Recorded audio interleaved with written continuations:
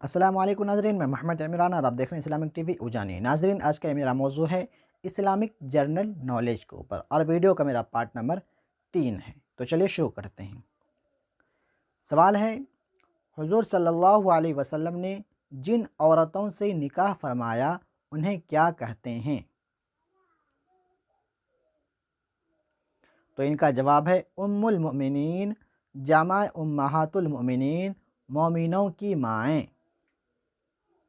اگلا سوال ہے، حضور صلی اللہ علیہ وسلم نے کتنی عورتوں سے نکاح فرمایا؟ تو اس کا جواب ہے 11 عورتوں سے۔ اگلا سوال ہے، حضور صلی اللہ علیہ وسلم نے کتنی کنواری عورتوں سے نکاح فرمایا؟ تو اس کا جواب ہے صرف ایک، حضرت عائشہ رضی اللہ عنہا سے۔ اگلا سوال ہے، حضور صلی اللہ علیہ وسلم نے پہلا نکاح کس عمر میں کیا تھا؟ تو اس کا جواب ہے 25 سال کی عمر میں۔ اگلا سوال ہے، حضور صلی اللہ علیہ وسلم نے پہلا نکاح کس خاتون سے کیا تھا؟ تو اس کا جواب ہے حضرت خدیجہ رضی اللہ عنہا سے۔ اگلا سوال ہے، حضور صلی اللہ علیہ وسلم نے حضرت خدیجہ رضی اللہ عنہا سے جب نکاح کیا تھا اس وقت حضرت خدیجہ کی عمر کیا تھی؟ تو اس کا جواب ہے 40 سال۔ اگلا سوال ہے، جس سال حضور صلی اللہ علیہ وسلم کے چچا ابو طالب پھر 3 یا 5 دن کے بعد آپ کی غمگسار شریک حیات حضرت خدیجہ رضی اللہ عنہا کا انتقال ہوا، اس سال کو تاریخ اسلام میں کیا کہا جاتا ہے؟ تو اس کا جواب ہے عام الحزن، صدمہ کا سال۔ اگلا سوال ہے، ام المؤمنین حضرت خدیجہ رضی اللہ عنہا کہاں دفن کی گئیں؟ تو اس کا جواب ہے مکہ مکرمہ کے قبرستان جنت المعلی میں۔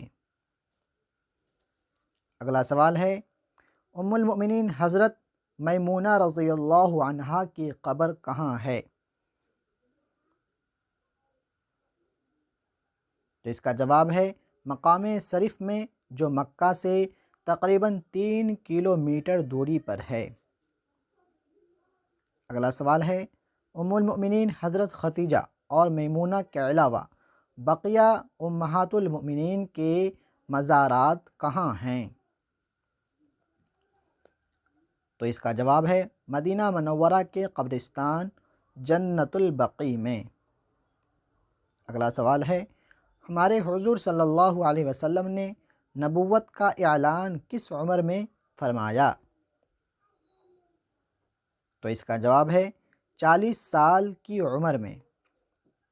اگلا سوال ہے، اسلام کے ابتدائی دور میں کفار مکہ سے چھپ کر اسلام کی تعلیم و تبلیغ کہاں ہوئی تھی؟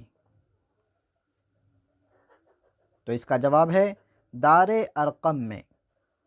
تو یہ میرا سوال اور جواب آخری تھا۔ امید کرتا ہوں آپ کو ویڈیو پسند آیا ہوگا، اور اسی طرح کی نالجبل ویڈیو کو دیکھنے کے لیے آپ لوگوں سے ریکویسٹ ہے کہ آپ لوگ میرے چینل کو سبسکرائب کریں اور بیل کو دبا کر کے آل کر دیں، تاکہ میں کوئی بھی ویڈیو اپلوڈ کروں جرنل نالج کے اوپر تو سب سے پہلے نوٹیفیکیشن آپ تک پہنچے اور اس ویڈیو کو دیکھ سکیں، اور اسلامک جرنل نالج کو آپ لوگ یاد کر سکیں اور اپنے ذہن کے اندر اس کو ذہن نشی کرنا ہے۔